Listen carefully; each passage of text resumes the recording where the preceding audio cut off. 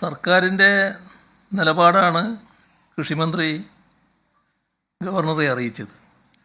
അത് നമുക്ക് വ്യക്തിപരമായി ഓരോരുത്തർക്കും പല ആശയങ്ങളും പല വിശ്വാസങ്ങളും അതിൻ്റെ ഭാഗമായുള്ള നടപടികളും ഉണ്ടായേക്കാം.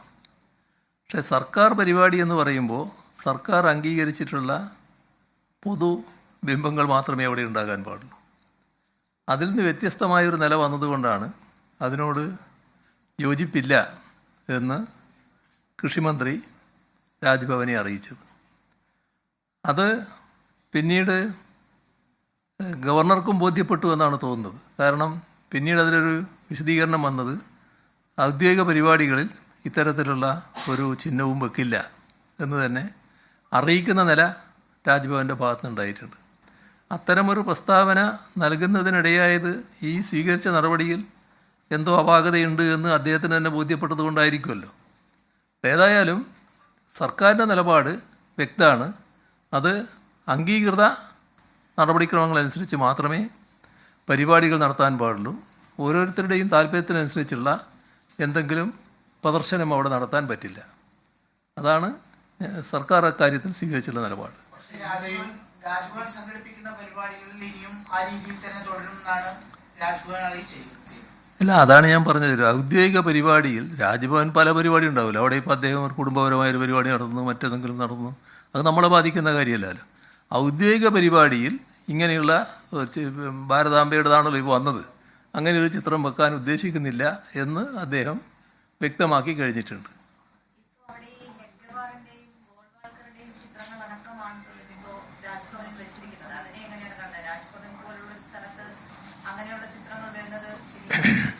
അതാണ് നാം കാണേണ്ട ഒരു വിഷയം.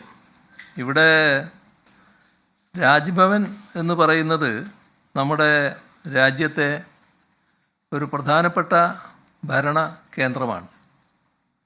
അതുമായി ബന്ധപ്പെട്ട് സ്വീകരിക്കുന്ന നടപടികൾ, അവിടുത്തെ പൊതുവായ പ്രദർശിപ്പിക്കുന്ന വസ്തുക്കൾ, അതിൻ്റെ ചിഹ്നങ്ങൾ, അതെല്ലാം പൊതുവിൽ നമ്മുടെ രാജ്യത്തിന് അംഗീകരിക്കാൻ കഴിയുന്ന ഒന്നായിരിക്കണം, ഭരണഘടനാനുസൃതമായിരിക്കണം എന്നർത്ഥം. ഇവിടെ RSS നമ്മുടെ രാജ്യത്ത് കുറേ കാലമായിട്ട് പ്രവർത്തിച്ചു കൊണ്ടിരിക്കുന്ന ഒരു സംഘടനയാണ്. അവിടെ നമ്മൾ കാണേണ്ട ഒരു കാര്യം, രാജ്ഭവനെ RSSൻ്റെ അജണ്ട നടപ്പാക്കുന്ന ഒരു സ്ഥലമായി മാറ്റാൻ പാടില്ല. മാത്രമല്ല, രാജ്ഭവൻ എന്നത് രാഷ്ട്രീയ പ്രചരണത്തിനുള്ള ഒരു വേദിയായി മാറ്റേണ്ടി ഒന്നുമല്ല.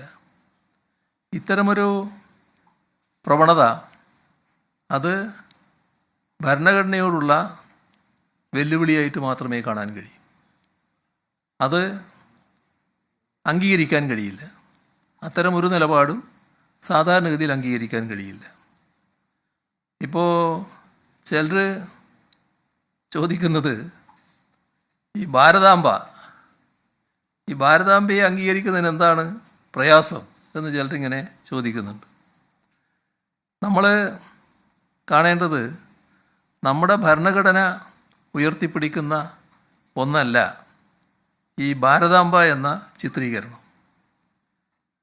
ഈ ഭാരതാംബയുടെ കയ്യിലെ കൊടി അത് RSSൻ്റെ കൊടിയാണെന്ന് പരസ്യമായി ഏകദേശം അംഗീകരിച്ച് കഴിഞ്ഞിട്ടുണ്ടല്ലോ എല്ലാവരും. അത്തരം ഒരു കൊടിയായിട്ടാണല്ലോ ഭാരതാംബയെ മുന്നോട്ടിറക്കിയത്. ഇപ്പോൾ RSSൻ്റെ ചിഹ്നങ്ങളെ RSSകാർ ബഹുമാനിക്കും. അത് ബഹുമാനിച്ചോട്ടെ, അത് ബഹുമാനിക്കേണ്ടെന്ന് നമ്മൾ പറയുന്നില്ല. പക്ഷേ അതെല്ലാവരും അംഗീകരിച്ചോളണം എന്ന് പറഞ്ഞാൽ അത് നടക്കില്ല. അത് RSSൻ്റെ ചിഹ്നം RSSകാർ കൊണ്ടു നടക്കട്ടെ. മറ്റുള്ളവരെല്ലാം അത് അംഗീകരിക്കണമെന്ന നിലപാട് സ്വീകരിക്കുന്നത് ശരിയല്ല. അത്തരമൊരു നിലപാട് സ്വീകരിപ്പിക്കുന്നതിന് രാജ്ഭവനെ ഉപയോഗിക്കാനും പാടില്ല.